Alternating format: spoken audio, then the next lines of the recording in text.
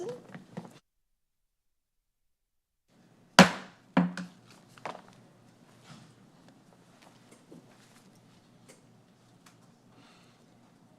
Members of Parliament, ladies and gentlemen, Minister Grisha Heiliger-Martin and your support staff, persons in the Tribune, good morning and welcome back.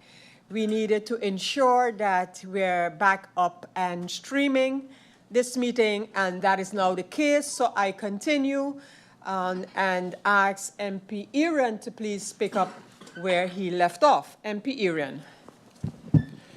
Thank you, Madam Chair. Seemingly, it cut off for a good 2-3 minutes, so now I have to go and repeat myself regarding the budget situation. And like I said, that this situation isn't new to us when it comes to the budget, as I have done a little bit of digging, going back into the archives, and then I saw that in 2011, the first budget of St. Martin, we had the same situation. The budget was late, there was mistakes, and the same government that basically that's part of it now, and Madam Chair, I'm pretty sure you're aware of this because you were there. It was late, and the whole novel, wet caving, novel thing. So 15 years ago, that was an issue. 15 years ago, was already an issue. And it was told that we have to resubmit the budget. And it was, when I went back and checked, it was resubmitted again. It was. So why 15 years later, we're trying the same thing that we know failed then? I really would like to know. And what's the big issue? We're just coming back to Parliament and getting it done. Why is it that the members of Parliament cannot be, well, some of us cannot be fairly updated on what's the next steps?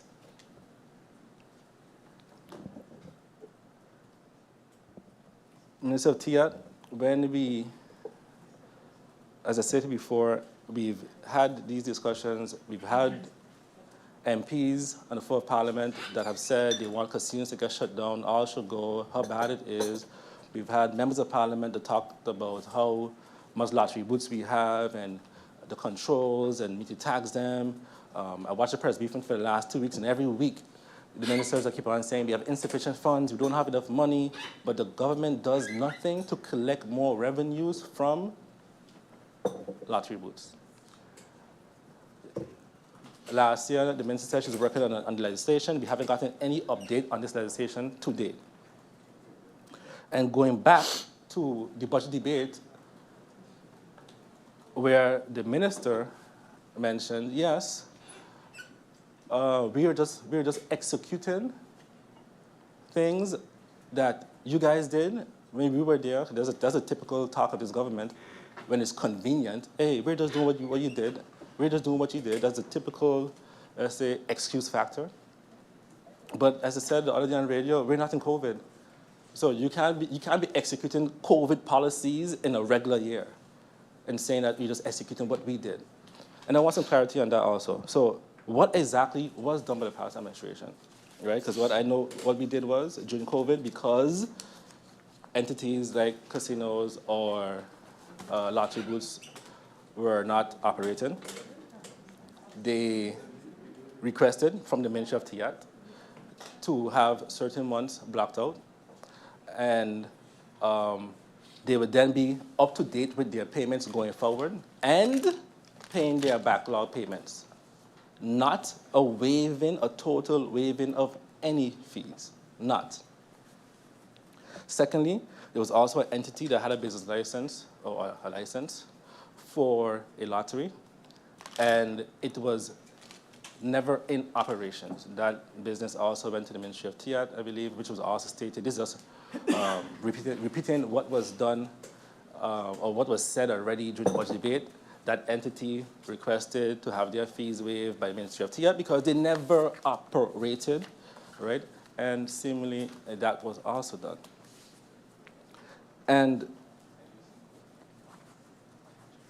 no, and I think that was the trigger, because I saw an article from MP York. I think that was the trigger for this meeting today, though, was the second moratorium given, the moratorium given for the location in Sinsimbe, the transfer of a standalone license to another location, and then the government going against their own moratorium, their own legislation, and giving a second casino license without following the law. So a question that I have to you, Madam Chair, is, was there a Council of Ministers decision on giving out that license? Was there a Council of Ministers decision on giving out that casino license? Is there a moratorium in place for casinos? How many casino licenses are in existence? How many of them have operational licenses? How many moratoriums do we have as a government? So we have casino license, I believe we have taxi. How many moratoriums in general do we have? What is the procedure to lift a moratorium? So what is the procedure to lift a moratorium? And what's the procedure to, let's say, close the moratorium? What is then the procedure then to close the moratorium?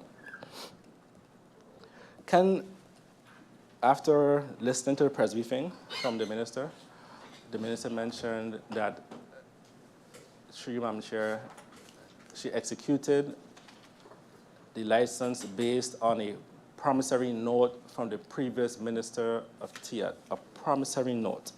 Okay, so can the Parliament get a copy of this letter, please? I'm requesting the letter, the note, the promissory note, to be given to the Parliament of St. Martin. And a promissory note is not a legal basis to say, I have to execute, because I'm pretty sure in that note states conditions, and even probably refers to the law on how or why you should get the license. But in addition to that, the government, I would assume, will do their own due diligence on giving out a license. And I want to be very clear. There's no issue here with the casino, because they are doing their job. They are trying to exploit their business. They're trying to make their money. It's up to the government to decide what they are doing and how they plan to deal with a request that comes in. So when a request comes in and a notice given, and the casino, let me change up a little bit. What is the legislation for standalone casinos or a casino attached to a hotel? How many rooms must be in place to be able to qualify? It doesn't mean that you are, it's mandatory to get it to qualify for a license. You're not entitled to the license. So what is that legislation? Which article, what does it say? Let's educate the population. What does it say? How many rooms? How many rooms does the entity have that got the license? How many rooms does the entity have? Did they actually qualify? And now I hear, yes, I believe it was a promise that you start construction, you go up to 65%, and then you'll be able to get the license. That's fine.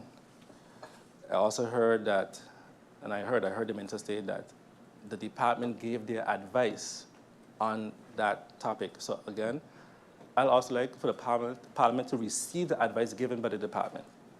Because now we have to also then do our job of maybe even holding departments accountable, because for misleading you. Because if they're misleading you and maybe you're not aware, I can understand. So let's get the advice from the department on that. But in addition to that, you have your own cabinet, your own legal, very well-paid legal advisors that I would assume also do their own due diligence on these matters. So maybe the minister believes that they did qualify, and that, hey, because I also read somewhere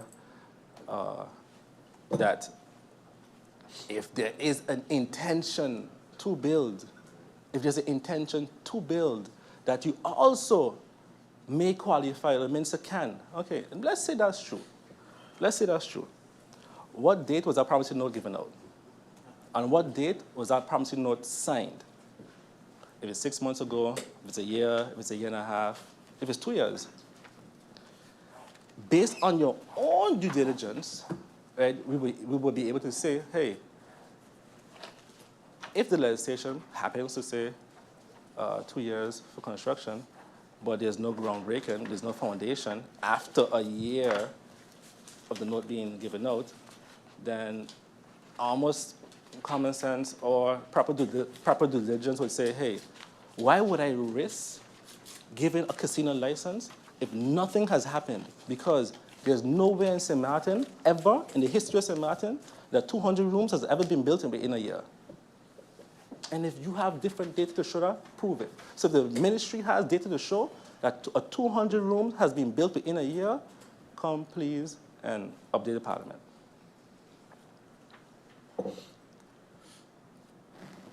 What percentage in terms of rooms does an entity have? What percentage in rooms? Madam Chair, I'd like a time check, please.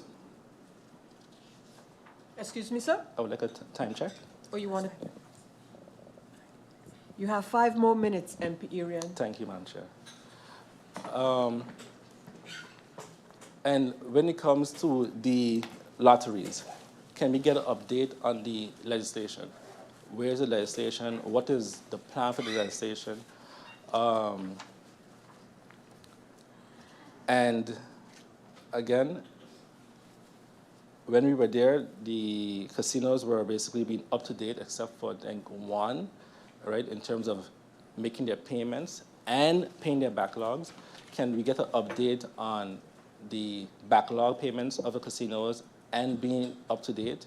I saw an article, an ad from SAV putting a lien on one of the casinos. Is the entity the entity that got the casino license, is that the same company or related to the company that has the lien from SAV?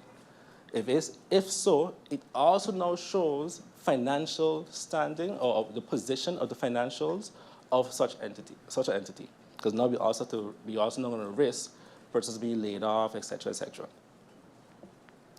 Can we also get an update on the backlog and the up-to-date payments on all the lottery companies?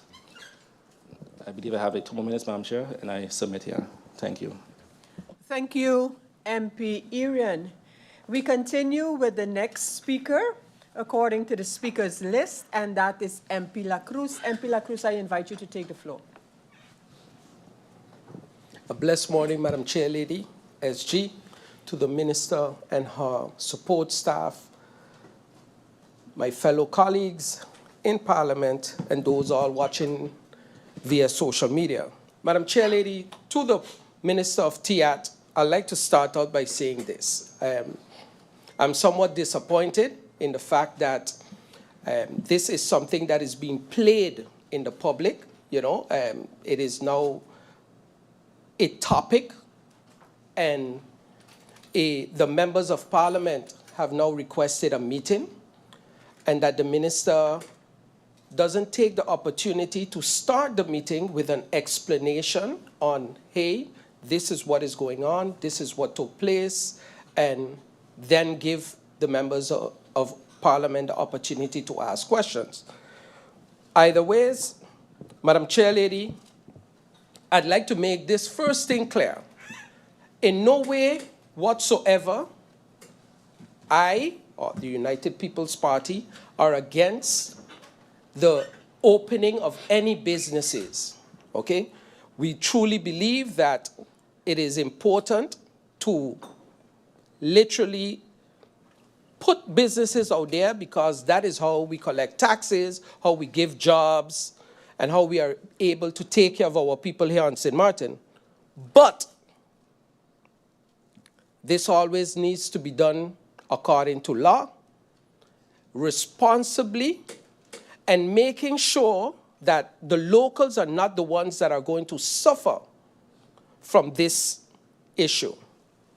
Madam Chair Lady, during the budget debate, I asked the minister what is the job of a casino controller?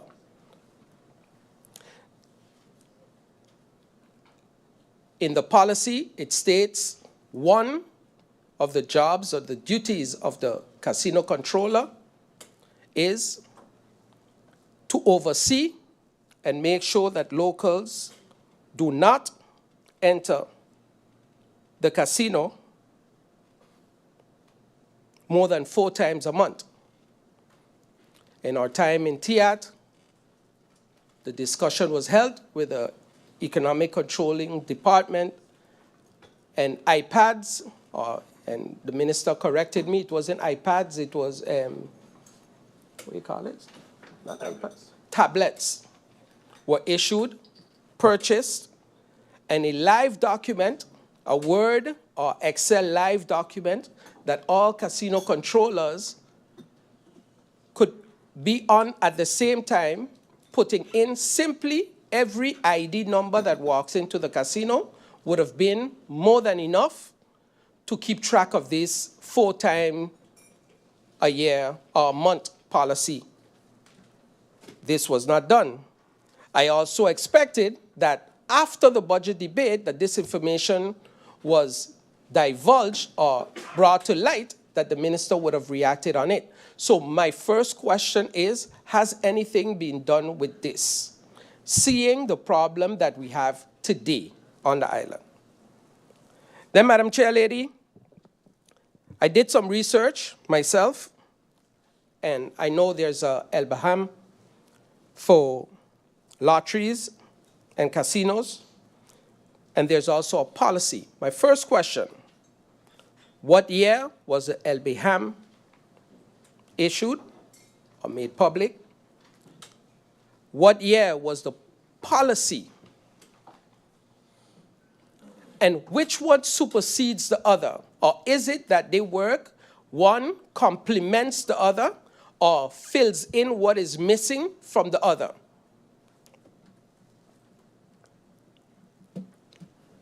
On page 4, on page 7 of the policy, it states that a license is not transferable.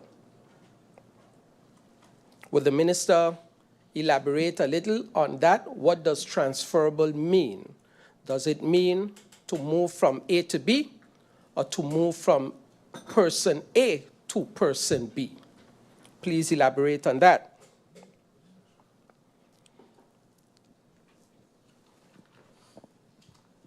Then I'd like to ask the minister,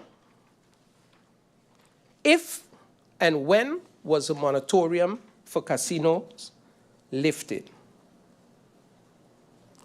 Ever since 2010? In which period and how much licenses were given then? Because in the policy it states X amount of casino licenses, but when I did count, there are more. So please let us know when that happened.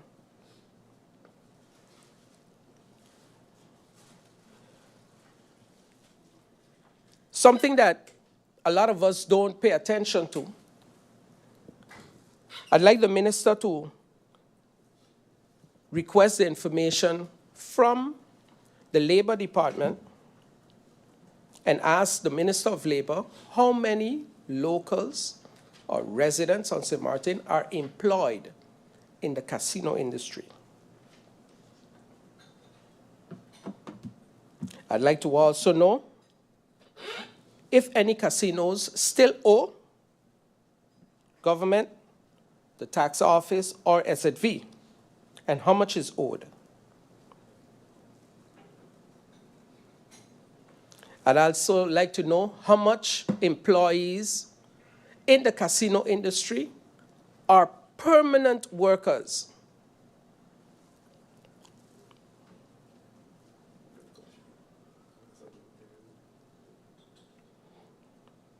I'd like to also know how much complaints has government received in the last 5 years because of labor 2 and 3 contract gedoe, giving employees 2 contracts or 3, while the law has already been changed. How much complaints came in on that? And we're talking about specifically casinos.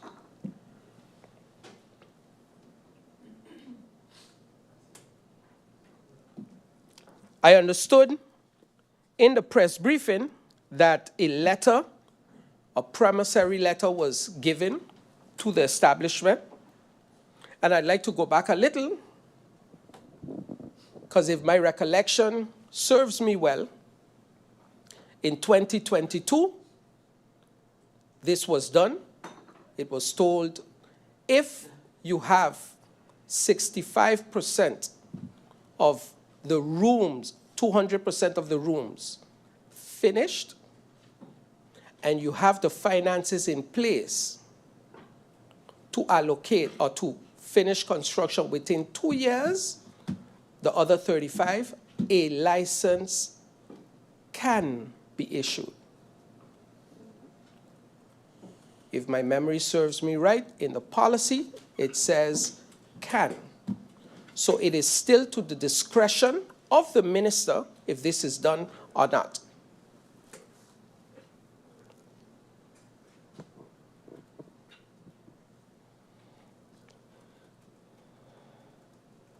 Another question, because I heard that there's work being done, or it's going to begin this year with the library.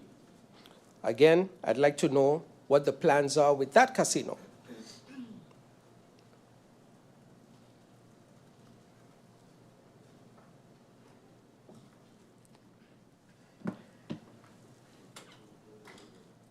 How many registered gambling addicts do we have here on St. Martin? How much have reported to Turning Point? How much have actually been helped? And do we have a plan for that?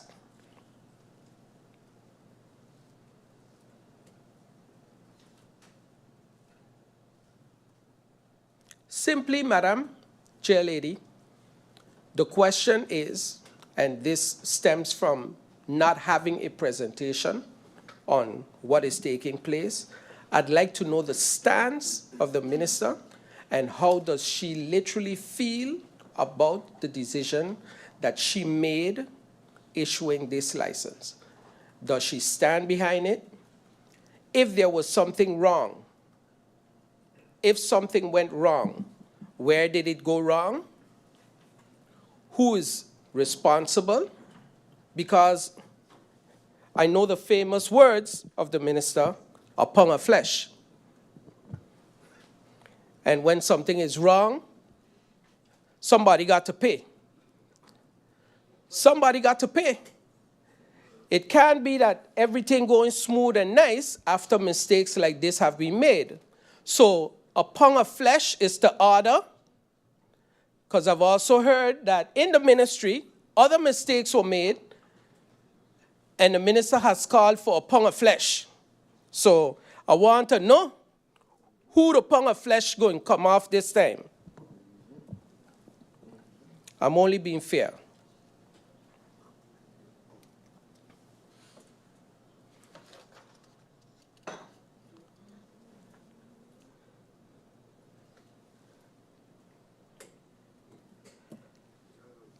The gaming board, could the minister give us an update on the gaming authority? Because I haven't heard from that in a while, and I know that was being worked on. And just the sentiments. Give us the feel that the minister is in control of this situation, not only while making sure that businesses are being opened, like we are extremely for, but also that it's being done in a responsible manner. Thank you, Madam Chairlady. Thank you, MP Cruz. At this time, Minister, I don't have any other member who signed in, but apparently I will get another member signing in. We do have MP Otley signing in. and we allow him to do so.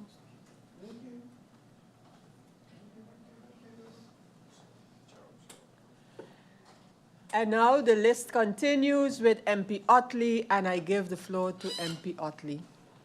Thank you, Madam Chair.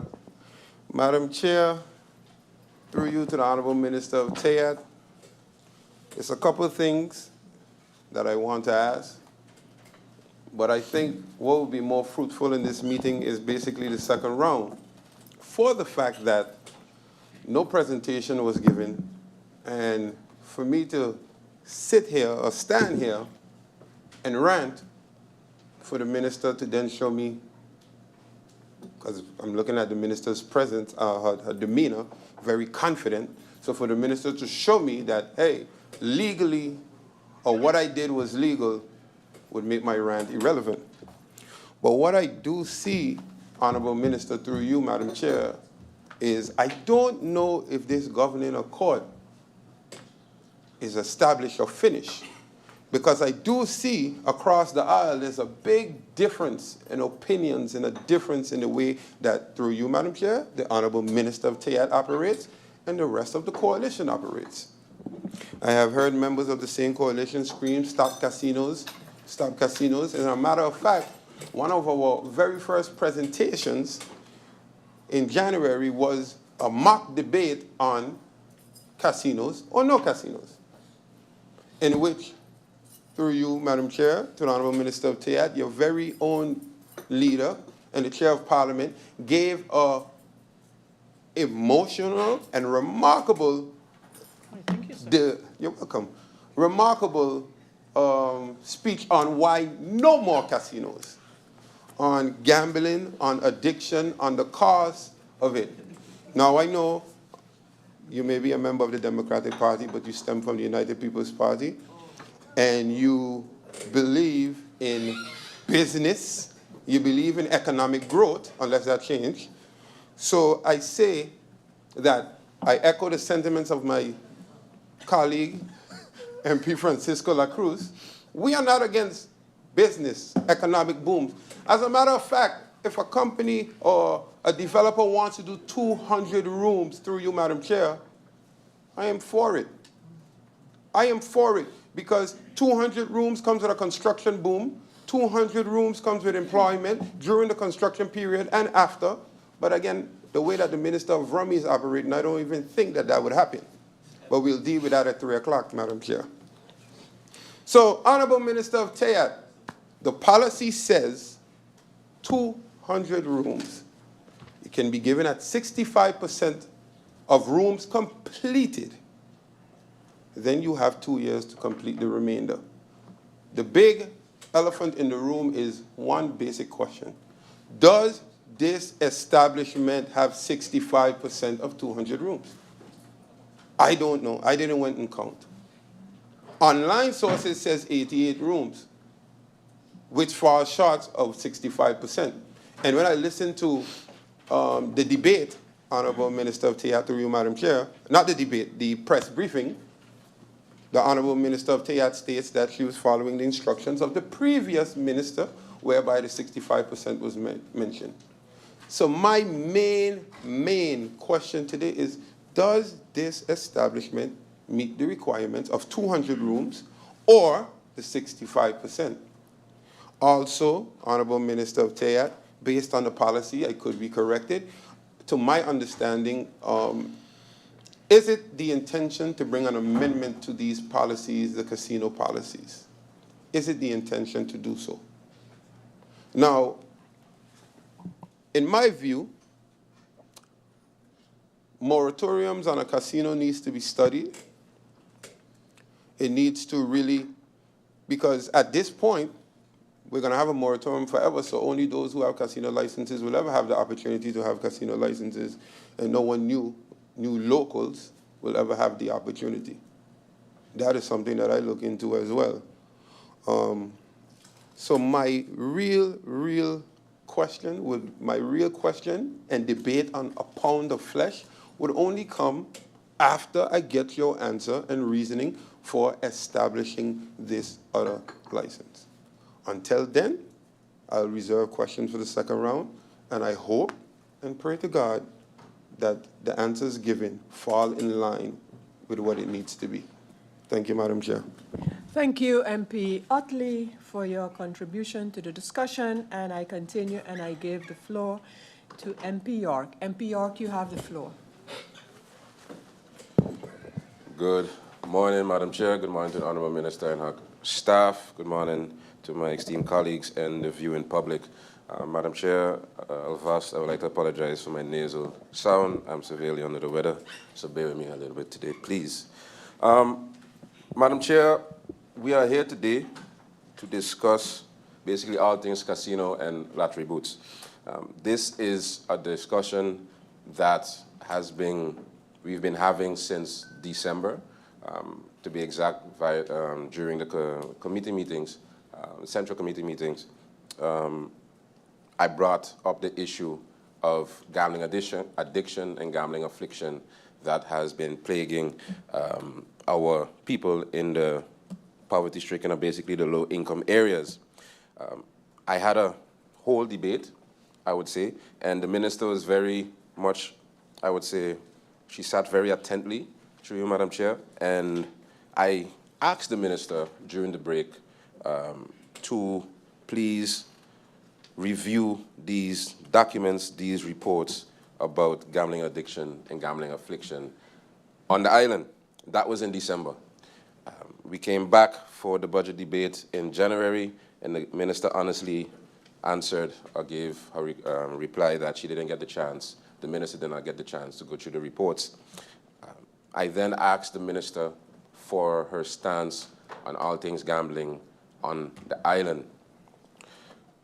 This is a stance I've asked numerous members of the coalition, but the minister gave her answer, and her answer at the time was that she would like to refrain from giving her stance until the gaming board is finished with their report on all things gambling on the island. Now, fair enough, I cannot force the minister to give a premature stance, and I respected that answer. To only find out weeks later, something that I warned of during the debate, that another casino license was granted. Now, Madam Chair, I can't fault any businessman. I can't fault the private sector for wanting to expand on the business, for wanting to make more money. The economy has to grow. So I cannot fault anyone for trying to make more money. My issue here is the transparency and how we go about things, and I would say the honesty that comes with it. Because here I have a 200-page report, study, done by the government. This is not a third party. This is by the government, by the Ministry of VSR, Las Vegas of the Caribbean, St. Martin. I have another one, audit done on responsible gambling. Also done by, this was done by the General Audit Chamber, Algemene Rekenkamer. These are very much creditable sources, and in all fairness, I brought it to the minister's attention. Now, my question is to the Honourable Minister, if, through you, Madam Chair, if the minister was refrained from giving her stance on gambling, which I respected and I understand because she wanted to wait, the minister wanted to wait on these reports, on the report from the gaming board, why then did the minister, without a completed report, still continue and issued another license? Because if we need to wait on the report from the gaming board to give a mere stance, then why don't we need to wait, and why did the minister not have to wait on that very same report to issue a whole license? Now, me asking the minister, anyone here, because my colleagues just echoed the same question, just posed the same question, for any of us to still be asking what is the minister's stance in March, while the Meslina Cabinet 2 has been sitting since November, and the minister herself has been sitting since May. For us to still be having to ask that question in March, to me, that is alarming. The fact that we even have to ask the question, because the only reason we're asking the question is because we don't know what the stance is of this coalition. Because if the governing program was available, which is about, right now, 3 weeks overdue, we wouldn't have to ask these questions. Because nowhere in the governing accord did it make mention of anything pertaining to casinos and gambling. In a press briefing a couple of weeks ago, the minister made mention of the requirements needed of lottery booth owners to be eligible for waiving of their fees. And once these lottery booth, during a specific period from the COVID, the minister said, and once these lottery booth owners are eligible and they meet all the requirements, their fees will be waived. I would like to know, what are these requirements? What are these requirements that these lottery owners need to adhere to? Furthermore, the question has already been posed. The letter, I would say the infamous letter of the prior minister. One thing I don't find that has been fair, because this letter is referred to repeatedly from the very beginning. The minister stated that she merely followed what the letter already promised. Now I'm confused, because upon entering the office, the minister pointed out a list of things that she was not in accordance with by the prior minister, and that the minister was going to fix it and do it the right way. So I find it I'm very perplexed right now to find out that the minister executed something that the prior minister promised. And I'm of the opinion, if you're for it, okay. If you're against it, you don't have to do it. But what is the stance of the minister? Is she for it, or is she against it? And it was already requested, I think, twice. I would like to see the letter, because before we're still talking about the letter, I'm still talking about the letter. I would like to see the contents of this letter in order to have an opinion, because right now we're all going off of hearsay. So I won't accuse the minister of not following things that are in the letter. I would like to see the letter first. Speaking on following promises or decisions or conversations from the prior minister, Madam Chair, I've been very much vocal on my stance as it pertains to Soul Beach. Not Soul Beach, the event, but how we go about it as it pertains to funding, right? And if we're following the line of execution, the line of promises from the prior regime, I'm very perplexed that our very own, because Soul Beach is not of St. Martin, our very own festival, the Kwalichi Festival, which is locally owned, has been in talks with the government since 2023 for subsidy for the festival this year. March 2023, March 2024, April 2024, positive talks on all things subsidy-wise for their festival. And that was during the prior regime. Now, the new regime sends an email stating that St. Martin the Dutch side would not be taking part in any subsidy for the Good Festival. Now, if we could find over $1 million to subsidize a foreign festival, why can't we find $50,000 to subsidize our very own? Because if we're following promissory letters from the prior regime concerning casinos, why can't we do that for a mere $50,000 for a locally owned festival? Now, with that being said, we've spoken on the room count. I've heard just what the school children say on the road about what the amount of rooms are of the Good Hotel. The last is 200. And in the promissory letter, exception would have been made for 65. I would echo the same questions that have already been posed. What is the current status of, because I know the good minister had her staff counting rooms at the hotel yesterday. And I find that quite behind time, because this had to be done prior to the casino being granted any license or any decisions having to be taken. And furthermore, on that, I would like to know who is legally, two questions, who are legally allowed, who's legally allowed, which department is legally allowed to do this count? Because if I understand, all things tourism falls under TEAT, but if I'm going to do a hotel count, I would need to have the drawings at least to verify that with what is legally submitted to the government. So was the Ministry of Romy part of this decision? Did the Ministry of Romy execute any checks and balances as it pertains to the room count? And the room count that was executed, was that verified with the drawings that the government has? Now, the reason why I'm asking all these questions again is because I don't know what the vision is of this government. And regardless if I'm for it or against it, my questioning would be a lot more precise, and I would waste less time asking a lot of questions if I knew what the stance is, because my fellow MP, MP Irion, stated basically, and this is true, if this government's plan is to turn St. Martin, as stated in this report, not stated, but as the report has a very nice title, the Vegas of the Caribbean, fine. Then make that clear.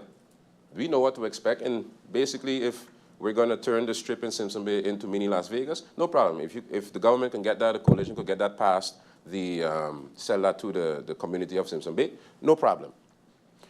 But with everything that we do, there's a positive and there's a negative.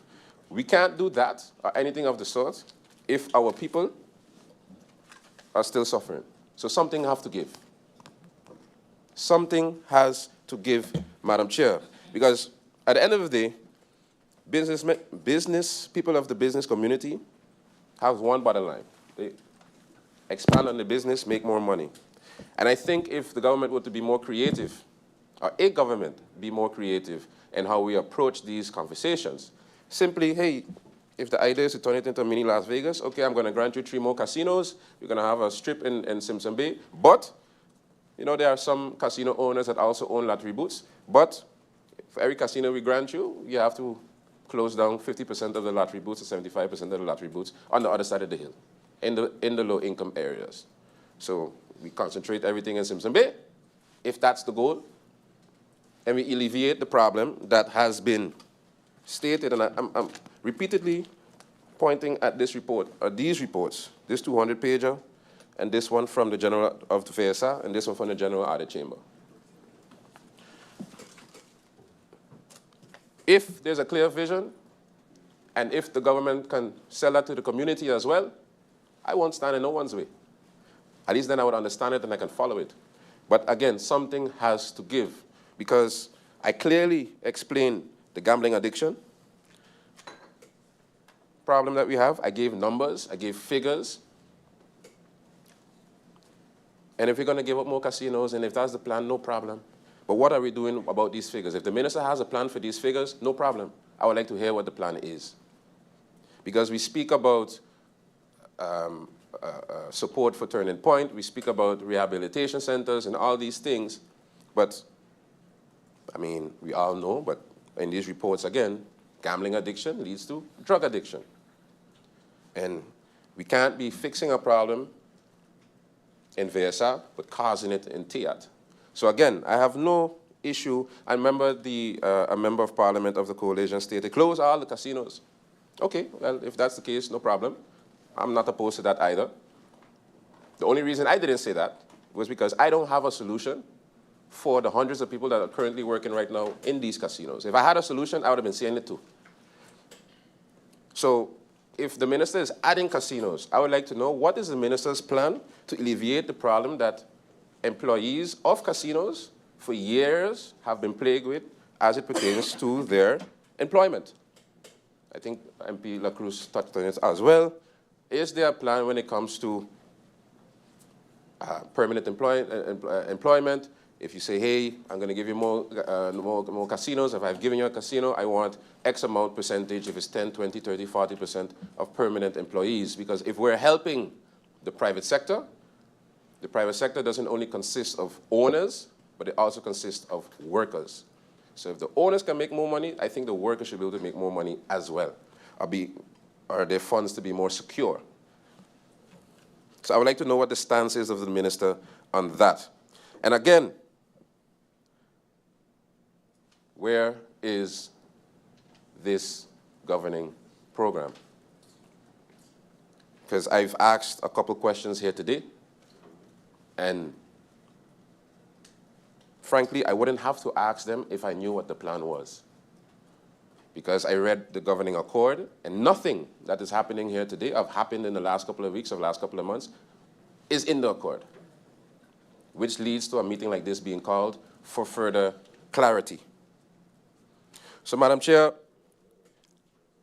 I don't have to agree with the minister or with the coalition in their decisions, and most likely I won't most of the time or some of the times, but I need to be able to follow it, and I can't follow it right now. I'm seeing lackluster, let's be fair, I don't want to call it lackluster, but I've been seeing random decisions made and no synergy, because we can't be talking about a traffic issue and then we're further congesting the roads by putting certain entities in certain areas. We can't be talking about fixing drug abuse and we're only adding to the abuse. We can't be talking about raising our economic wealth and poverty line and all those type of things, but we're not fixing the crucial problems, we're merely just adding to them.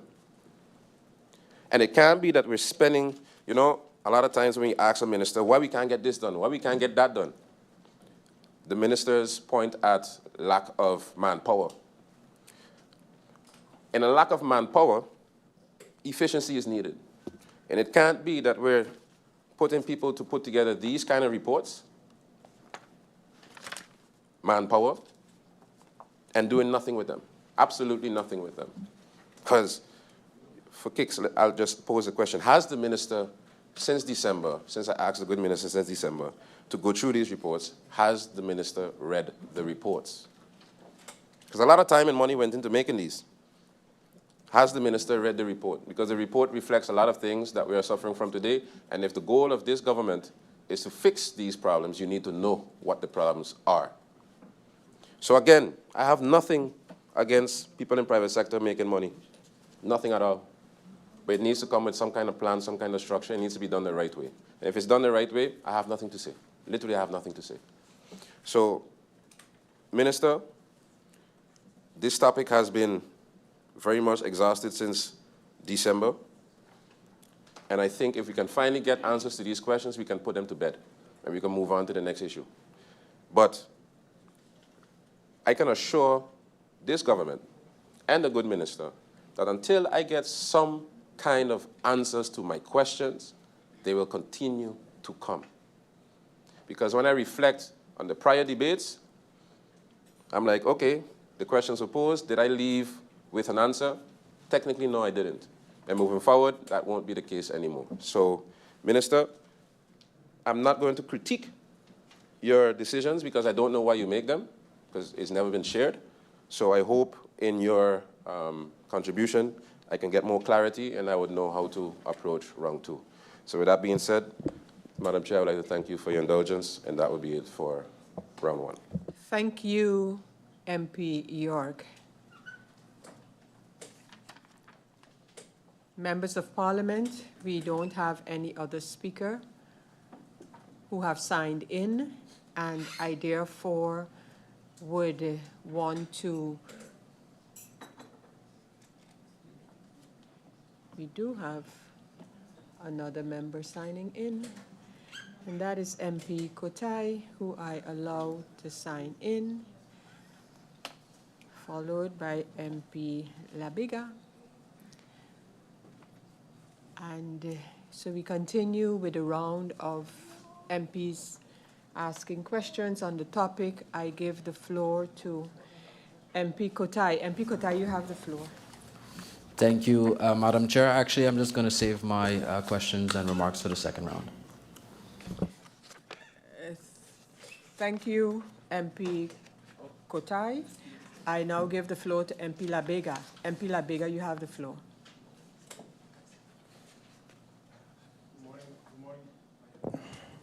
Good morning, Madam Chair.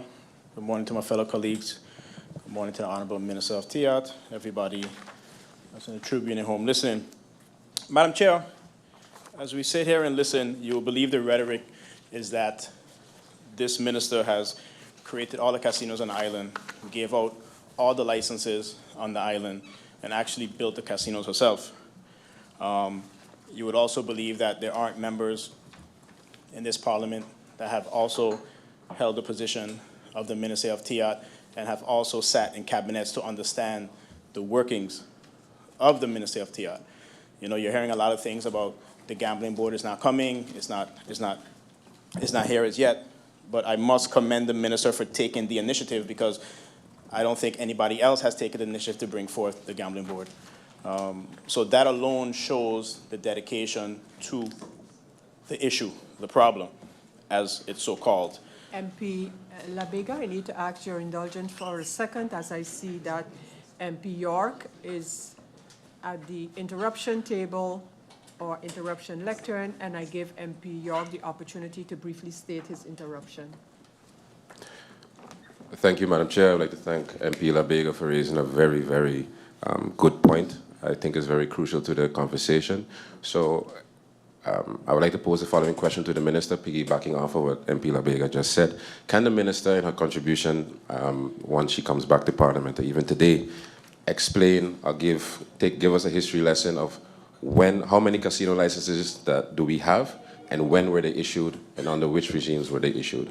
I would like to have the answer to that, and I think that would bring further clarity to the point that MP Labega is making right now. Thank you. Thank you, MP York. MP Labega, you may continue. Thank you, Madam Chair. Madam Chair, I don't see how that brings clarity to anything, because regardless of who issued permits, which regime issued permits, it wasn't done under this current Minister of TIAT. So we can have the history lesson, that's fine, but I don't see how that brings clarity to anything. We have another speaker through you, Madam Chair. Thank you for assisting me there, Thank MP you. Labega. I'm learning. Just to make it clear, the interruptions are actually directed to the minister. It's not a Apologies. deliberation between members of it's not the instrument for a deliberation between members of parliament. MP Labega, again, your indulgence, please, as I allow MP La Cruz to make his interruption. MP La Cruz.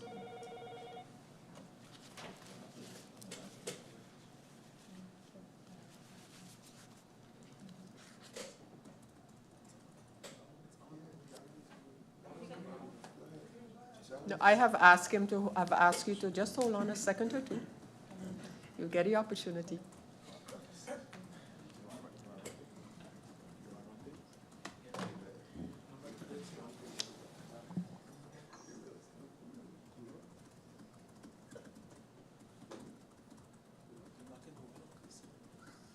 No.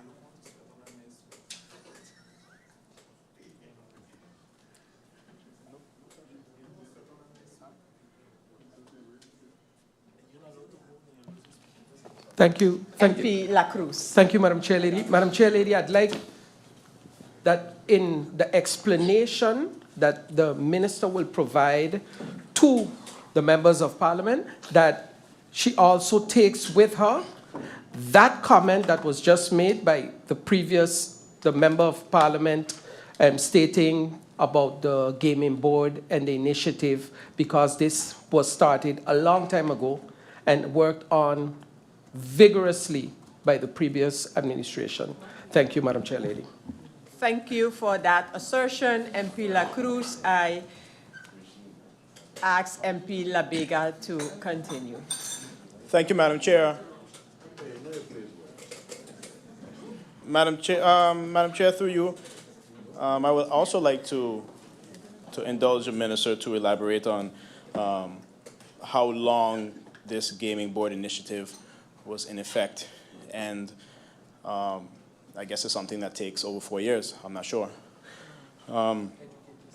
But in closing, I would like to thank the minister once again, because I do think that the minister has been working hard, has been doing what she needs to do to move the country forward under her ministry, and I look forward to her answering the questions from my fellow colleagues here in Parliament, and look forward to an interesting round two. Thank you, Madam Chair.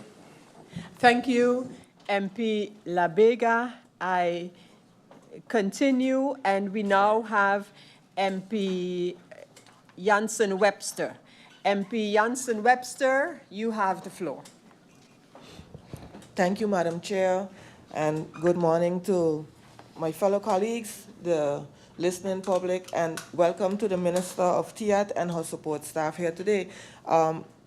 Minister, I would like to thank you for being here today and for later answering all of the questions posed to you.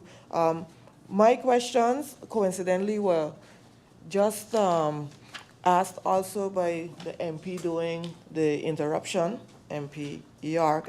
I more wanted to know the numbers. I wanted to know how many casinos do we actually have now? How many are standalone? How many are attached to hotels?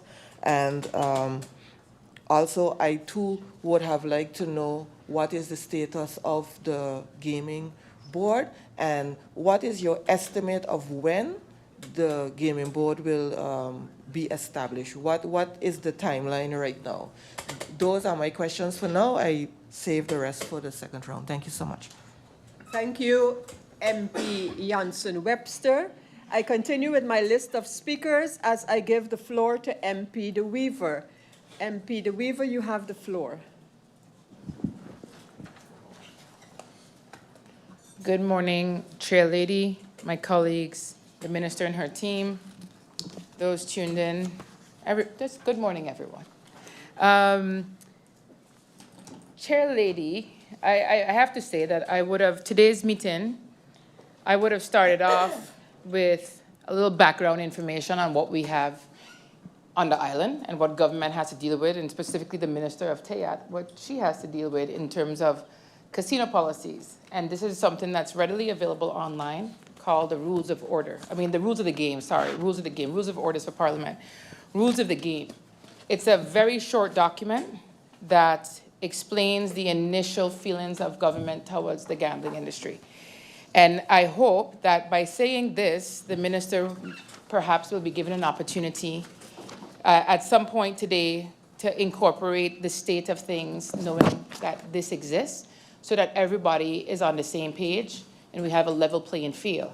Now, this point of my starting point is a really good one for us to go over, because it explains the differences between hotel casinos and it explains the difference between standalone casinos. The document is from 2011. It talks about why why it was there. It goes in the background of, well, we were considered a tourist destination during the development stage of this country. And because of that, it was always the idea that only visitors would go to play in the casinos. And that when it started to become the norm that locals, residents were going in, then they started to try and limit it through legislation. But everything is available on here, and literally anyone can Google casinos St. Martin and find it. And I want to go back a little bit in time, right? Because what happens when you're Minister of TIAT is you find yourself dealing with decisions that are taken before you got there. That's what I found when I got there.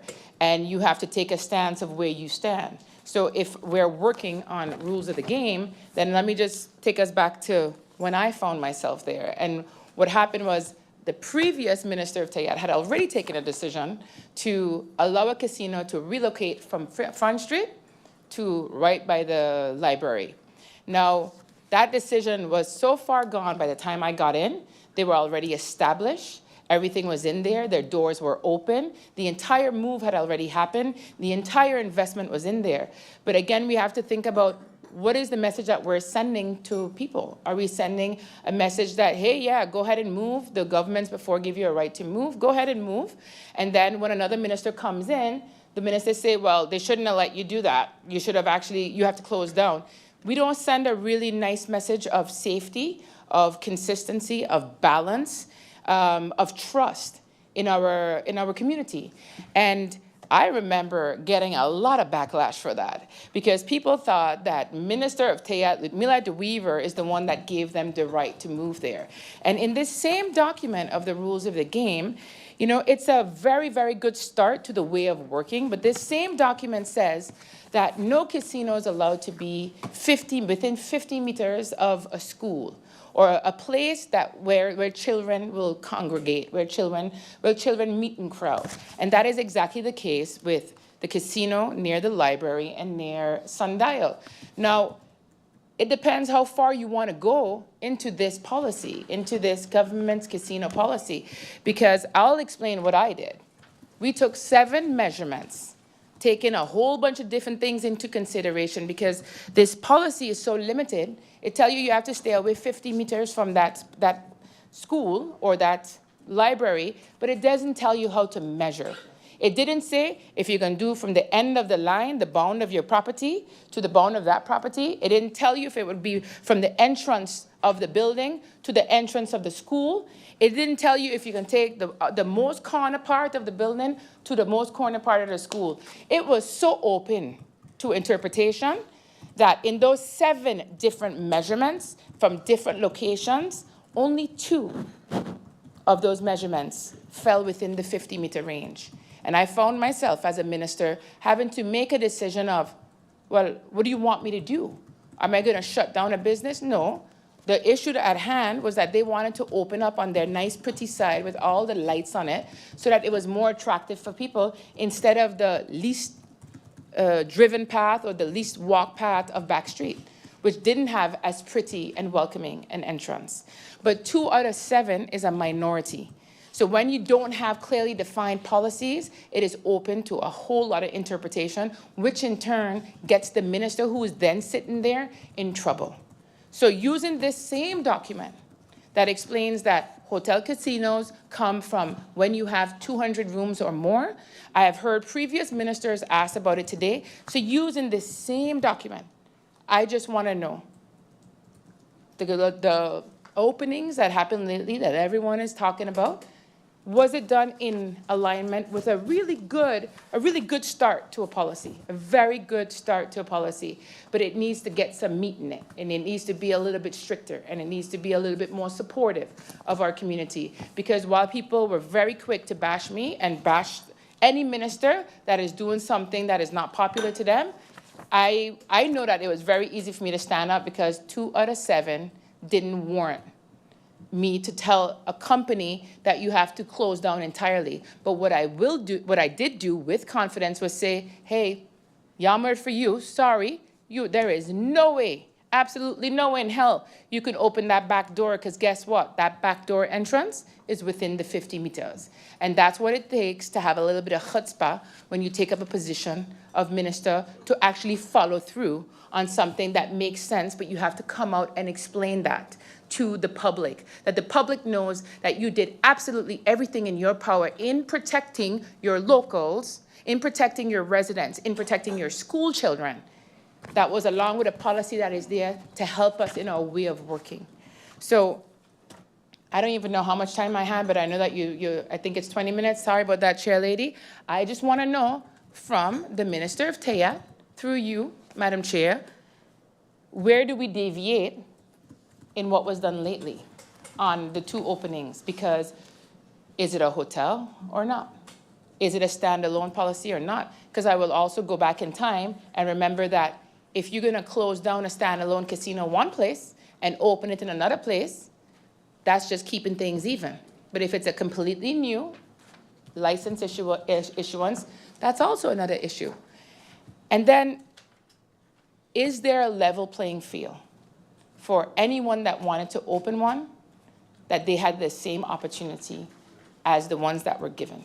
Because the reason for that is that if you're more privy to insider information, then maybe you have a one-up and an advantage over anybody else that wanted to do it. So I just need a little bit of clarification coming from the Ministry of Tayat regarding how do we approach that? Did we put out an advertising? What did we do in order? Was it a move? Clarity right now, and this is what is very much needed. Thank you very much, Madam Chair. Thank you, MP De Weaver. I continue now and I give the floor to MP Weaver. MP Weaver, you have the floor. Good morning, Madam Chair, to my fellow MPs, the Honorable Minister, support staff, those that are here in the Tribune, and those that are listening via whichever media. I just want to say that I will reserve my questions as well for the second round because I'm hearing a lot of questions and I'm intrigued to hear the answers for the history lesson that we're going to get in the second round. So based on that, follow and reserve my questions for then. Thank you, Madam Chair. Thank you, MP Weaver. I again conclude, unless MP Roseberg is, which she is, signing the speakers list. I await for that to happen, and then I will give the floor to MP Roseberg.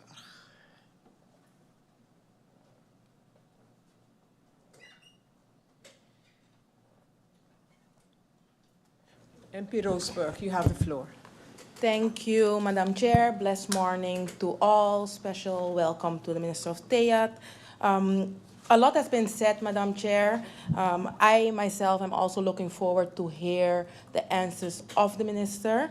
I would like to add to the discussion, just for clarity's sake, what I would like to hear at this point in time, seeing that there is a lot of misunderstanding and or confusion, and I would like to avoid that from happening, to make sure the clear timelines and where we are at this moment in time in regards, I know other colleagues asked it as well, but I just have 3 specific questions. The clear timeline in regards to the legislation, where we are at this moment in time, and then also the establishment of the regulator, the gaming board, and then what is currently being used as policy. Is there one policy being used? Are there several policies, so that I know what are we working with at this moment in time until we have the legislation completed and we can all follow the legislation. That's it for now. I thank you, Madam Chair. Thank you, MP Roseberg. Does any other member wish to speak? No, no other.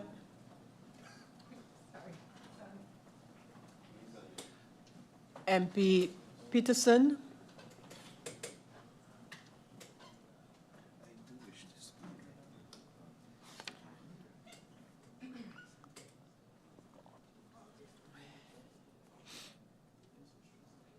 MP Peterson is signing the speakers list, so I await him doing so and then give the floor to MP Peterson. MP Peterson, you have the floor.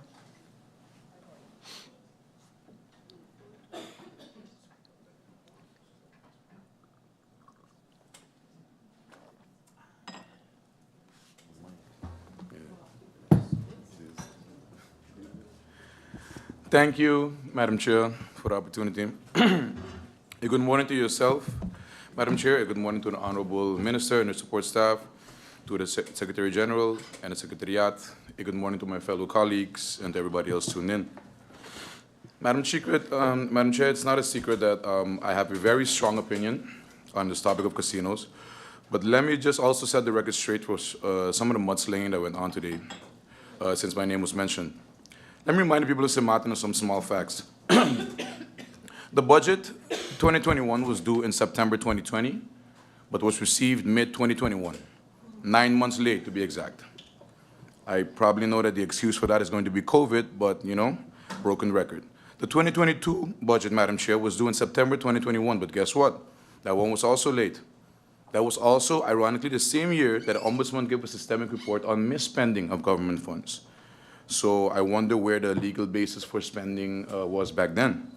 You see, today, Madam Chair, I think hypocrisy, by the end of the day, will be, you know, the word that we all are going to have ringing in the back of our heads. But Madam Chair, I digress. Let me start off round one by making something very clear, Madam Chair, not only to my colleagues and to the Minister, but to the general public as well. Nothing will change my mind on casinos. Nothing. Regardless of what this government does, within the confines of the law, of course, my opinion will not change. So my colleagues can spare me the remarks of comparing my statements to the minister's actions because it won't deter me. I've heard many members in here speak on respecting their personal opinion, regardless of what party they are on. So spare me the same courtesy. Coming back to the actual topic today, Madam Chair, again, everyone knows that I am against casinos. I've been vocal about it. When it comes to lottery booths, Madam Chair, I share the exact same sentiment. I think casinos and lottery booths are the money parasites to our society, and I believe that all standalone casinos should be shut down, every single one. And the ones in the hotels, debatable, as these are a part of our tourism product. Madam Chair, I heard many questions from my colleagues today, and some are good ones, actually, because the topic is something that most of all, can see eye to eye on. And the Weaver mentioned the rules of the game casino policy, and I think that that document should have been perused by previous administrations before making certain decisions. The politics, Madam Chair, should not come in the way of the actual issue at hand, which is that gambling addiction is running rampant on this little 13 square miles of paradise. I repeat, Madam Chair, the whole state of Florida has less than 15 standalone casinos, and we're here trying to have 10 or more casinos on an island where we have a population of less than 80,000 people. If this is not enough for us to stop entertaining the runaround about job creation and respecting business owners, Madam Chair, then I have no clue what we are doing here to protect the people. I am of the opinion, Madam Chair, that Parliament should be able to pass a national ordinance limiting the amount of casinos to a maximum 7, period, regardless of its nature. Bulldoze the government with a national ordinance that supersedes all policies, and maybe then we'll see some results. But you see, Madam Chair, we rather make this a topic of discussion rather than treat it as what it is, a topic of concern. The politics is what I don't like. So let's bring it back to the actual questions, Madam Chair. I want to request the Minister of TEA, through you, Madam Chair, to do a forensic audit on all casinos on the island. Various topics like tax compliance, and are the controllers functioning, and are people actually being limited access to the casino as per the rules of the game. Because if you look at the same document that MB Weaver mentioned, Part 3, it specifically says, traditionally, government intended casino gaming to be limited to visitors. To this end, legislation was drafted and implemented, restricting resident attendance to a maximum of 4 times per month. To ensure that this law was adhered to, casino controllers were posted, but apparently, and the policy says it, this did not work. So if you read the policy, it says that locals are not allowed to enter casinos more than 4 times a month, which is good, which is very good. But this becomes redundant when you have more than 10 casinos to choose from because you don't have enough days in the month. So again, to you, Madam Chair, I would want to ask the Minister, will there be a forensic audit done on these casinos in regards to the limitation of visitors? Then, Madam Chair, I also want to talk about another topic that this same policy speaks of, and that is the one of multiple operations. It says that under this topic, multiple operations, the number of casino operators and their establishments with the involvement of the same person or principal is limited to 2. Now, here's where, for me, it gets interesting, Madam Chair. I want to know through you, Madam Chair, if this check is actually done. Not the fact that we have all different NVs and BVs listed as the casinos, but an actual background check on who is behind these casinos, who is leasing this license to whoever. Let's find out who is really behind this casino issue, because if you listen to the people of St. Martin and we talk about casinos, only 2 big players come to mind. Madam Chair, we also speak about job creation by these casinos, but it's also a known fact that these casinos are one of the biggest culprits in circumventing the law when it comes to avoiding giving their employees a permanent contract. I personally know many persons, a lady that has been working at a casino for 18 years, but guess what? She still cannot get a mortgage. Why? Because every time she gets a 2-year contract, and then she gets a 6-month contract. And then what happens? She gets let off for a month or 3, and then she gets rehired. And that's been happening for the last 15 to 18 years. So guess what? Up to now, she can still not get a permanent job. These are the facts. These are the facts. So there's always going to be pros and cons to these issues, but we need to tackle them all. Also, Madam Chair, if you read the government's casino policy, the rules of the game, some things are also mentioned, especially on the last page. I have it in front of me, Madam Chair, and it specifically mentions letters of intent. It says, and I quote, The practice of government extending letters of intent is abolished. However, those persons currently in the possession of letters of intent will be dealt with preferentially in terms of the granting of licenses, but subjected to the requirements set forth in this policy for casinos. This is what the policy says, Madam Chair. So then, by reading this, I would like to ask the Minister through you, Madam Chair. There was talks about a promissory letter or a letter of intent. I just want some clarity as to how this came about, seeing that this policy stems from 2011, and who made this promissory letter. Because that means that something went wrong, and that also means that somebody should be held accountable. And I'll leave it at that for round one, Madam Chair. Thank you. Thank you, MP Peterson. I continue with, I continue with a list of speakers as I give the floor to MP Doran. MP Doran, you have the floor.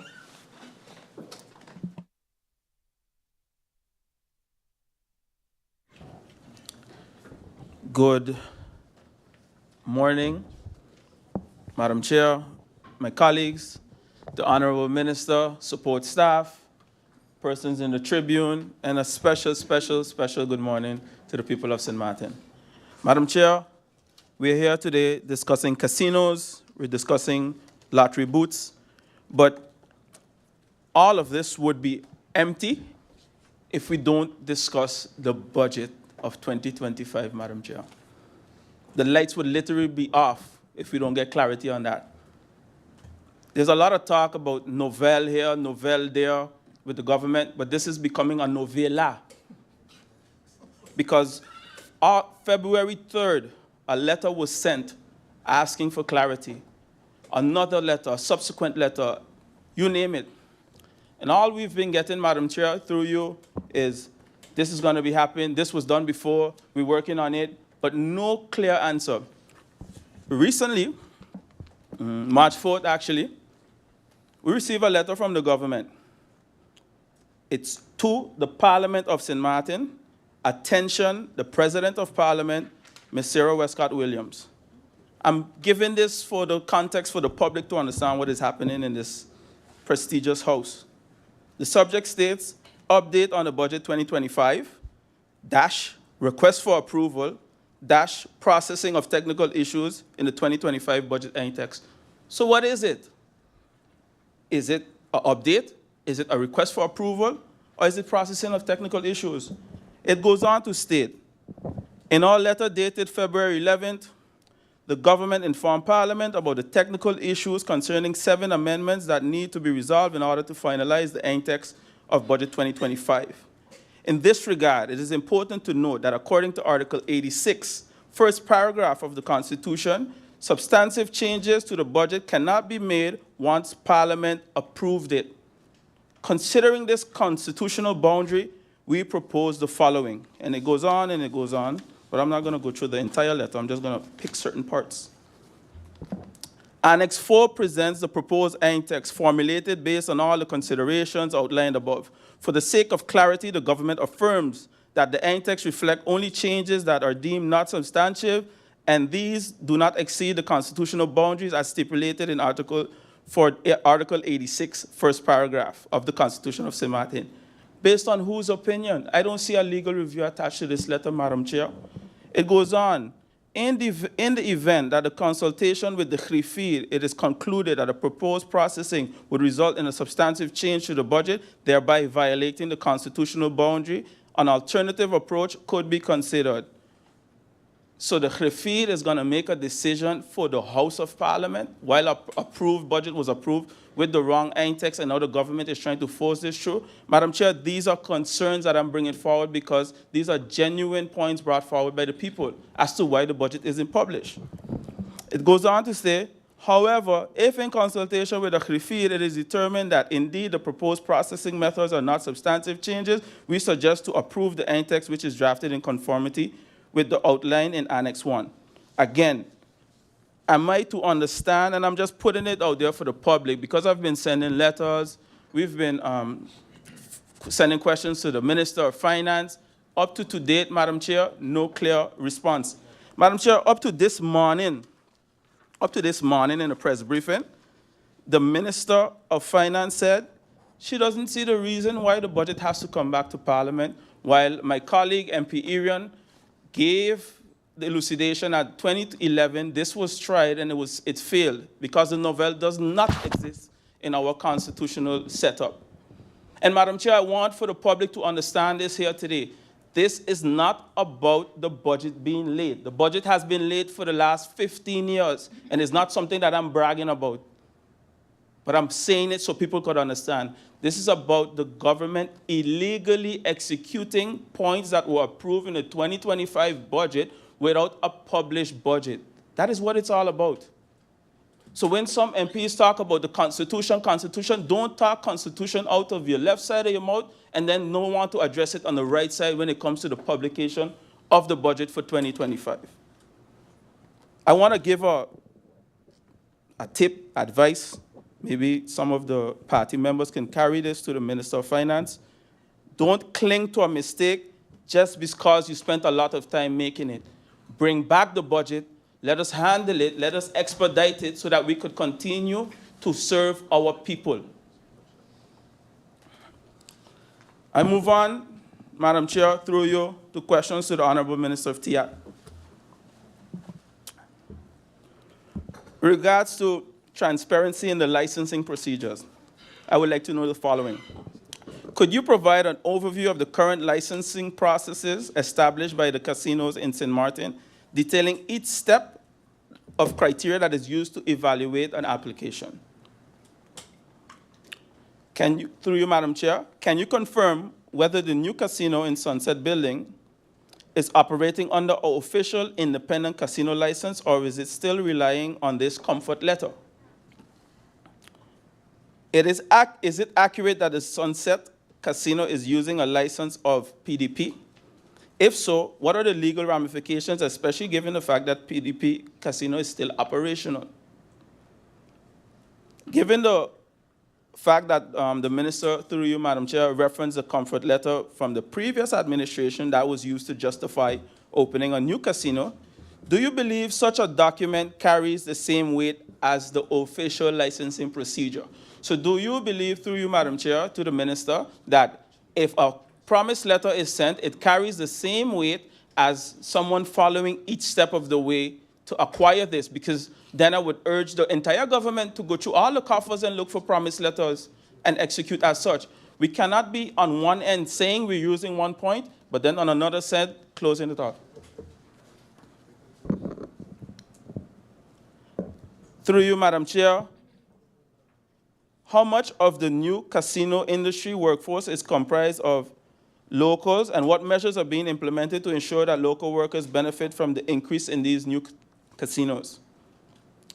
Casino, actually, because it's a new one.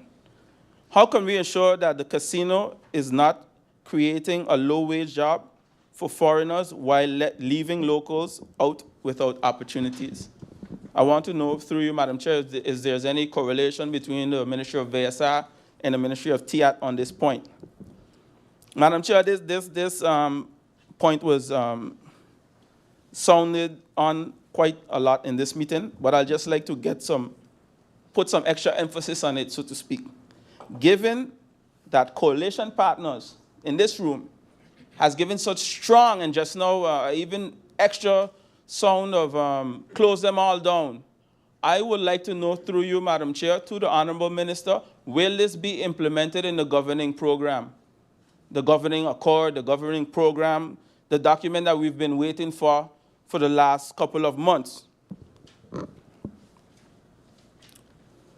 Through you, Madam Chair, I would like to know if there are any pending license applications for casinos right now at the Department of Licenses. And I would like to know as well, are there any operational license being requested in the last 2 years for casinos? And have they been granted? Are they in the process of being granted? And I heard the speaker before me ask for, I think it's the UBO, the ultimate beneficiary owners of the licenses that run these particular casinos. I would like to make sure that that is provided indeed. I'm curious to know myself, because I never thought about it like that, that there's actually other people that own it. So since the question was posed, I hope that the response can be given. With regard to the casino, can you clarify the operational status of this new casino? Do they fit all the prerequisites? Do they have casino controllers there? Was this the case from the inception? Because what I was made to understand, based on some concerned citizens that brought some points to my attention, that there were no casino controllers there when this, this establishment opened. I would also like to know, through you, Madam Chair, considering the reports that casinos pay a fixed annual fee that may not reflect their actual revenue, what steps is the government taking to ensure that casino operators contribute their fair share to the public coffers? My next point, Madam Chair, through you, with the increase in the gambling establishments, what initiatives are being implemented to support individuals struggling with gambling addiction? Is there funding allocated for the addiction treatment programs, and how does the government plan to promote responsible gambling? Madam Chair, most of the other three questions that I have were posed already, so I look forward to clarifications on the point that I brought forward, and I await the second round. Thank you for the opportunity. Thank you, MP Doran. I now conclude, according to the speakers list, that there is no other MP to speak at this time. I am going to adjourn for 5 minutes to caucus with the minister. This is a public meeting, meaning that the minister would have to indicate when she is able to return with the answers to the questions posed by members of parliament. So I will adjourn for, we don't need 5 minutes, I'll adjourn for 3 minutes. Meeting adjourned.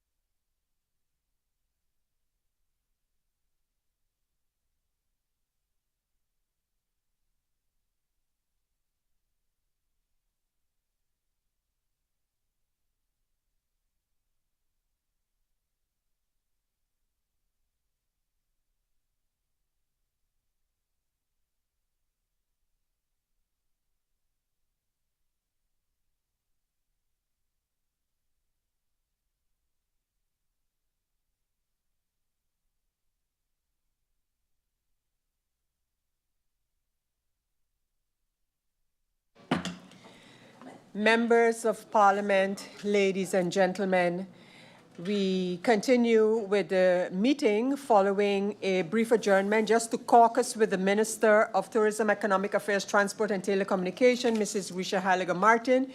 We have had questions from several members of Parliament, most members of Parliament actually, and I now look to the Minister who will indicate, I think, some closing remarks at this point, as well as when she would be able to return to Parliament with answers to the questions as posed regarding the matter of casinos, etc.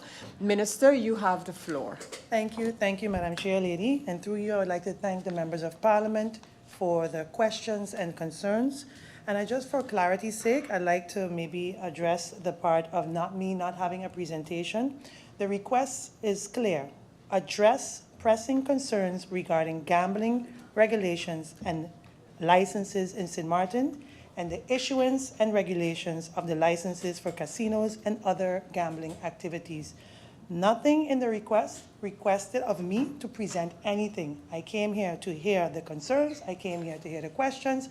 Was I asked to do a presentation on certain things, I would have done that. So I'm following the exact instructions of the members of Parliament of the NE faction. And lastly, Madam Chair Lady, I'd like to leave this with the members of Parliament. As a matter of fact, in general, with everyone, this wonderful saying that I love, that I stand by. We can agree to disagree without being disagreeable.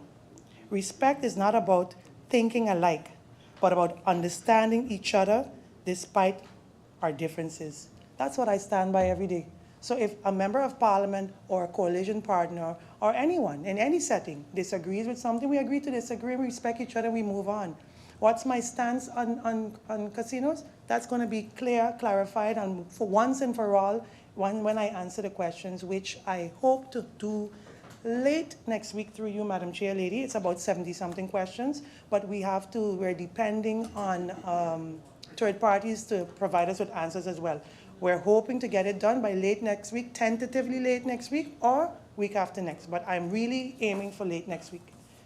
With that said, Madam Chair Lady, I thank you and look forward to answering the questions posed in the first round and finally coming with clarity. Thank you. Thank you, Minister Risha Halligan-Martin.